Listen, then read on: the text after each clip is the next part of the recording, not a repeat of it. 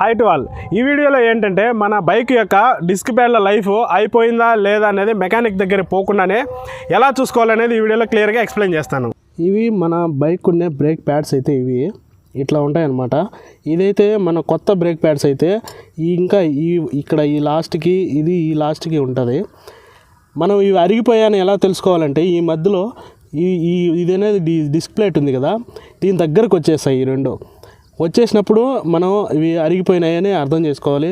ఇంకోటి ఏంటంటే మనం సౌండ్స్ వచ్చే వరకు మార్చుకోకుండా మనకు తెలియకుండా మనం తిరిగామంటే ఏమవుతుందంటే ఈ డిస్క్ ప్లేట్ అనేది ఇది ఉంది కదా, ఇదైతే డ్యామేజ్ అవుతుంది. ఇది ఎలా అవుతుంది అంటే చూడండి, నా డిస్క్ ప్లేట్కి అయితే గీతలన్నీ పడ్డాయి.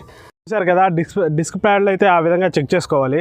వాటిని అయితే డిస్క్ ప్లేట్ డ్యామేజ్ అయితే మనకు చాలా ఖర్చు అయితే అవుతుంది. డిస్క్ ప్యాడ్లకి అయితే పెద్ద ఖర్చేం కాదు, అరౌండ్ ఒక 200 లోపలే మనకు డిస్క్ ప్యాడ్లు అయితే చేంజ్ అయిపోతాయి. Thank you for watching. Subscribe to జనా వ్లాగ్స్ ఇన్ తెలుగు.